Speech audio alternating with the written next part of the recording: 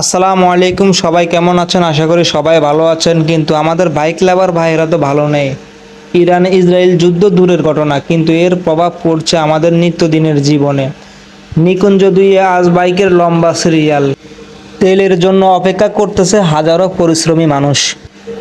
Bike শুধু শখ না, অনেকের জীবনের একমাত্র ভরসা।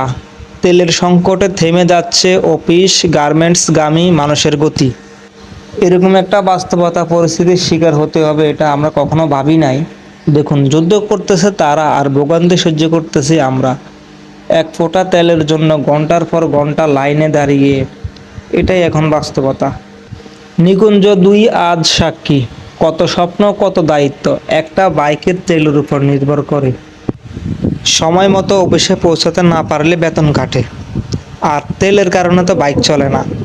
মাঝখানে পড়ে আছে সাধারণ মানুষ। বাইক মানে শুধু গতি না, এটা একজন শ্রমিকের সময় বাঁচানোর অস্ত্র। তেলের সংকট মানেই তার জীবনে ধাক্কা।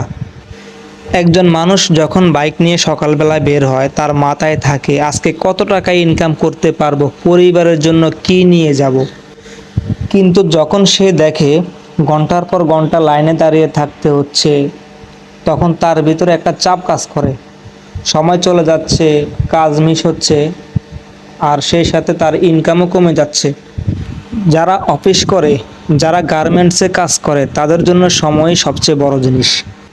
5-10 মিনিট লেট হলেই তো সমস্যা, আর আজকে তো ঘন্টার পর ঘন্টা অপেক্ষা।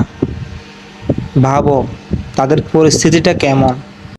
আমরা হয়তো ভাবি এটা শুধু আমাদের দেশের সমস্যা, কিন্তু আসলে না। দূরের একটা যুদ্ধ ইরান আর ইসরায়েলের মধ্যে, আর তার প্রভাব এসে পড়ছে আমাদের এই ছোট ছোট জীবনে। একটা বাইকের সামনে দাঁড়িয়ে থাকা মানুষটা শুধু একজন রাইডার না, সে একজন বাবা, সে একজন ছেলে, সে একজন পরিবারের দায়িত্ব নেওয়া মানুষ। তেলের জন্য দাঁড়িয়ে থাকা এই লাইনটা আসলে শুধু বাইকের লাইন না, এটা সংগ্রামের লাইন, এটা জীবনের লাইন। যুদ্ধ তারা করতেছে, কিন্তু কষ্টটা আমাদের মতো সাধারণ মানুষই পায়।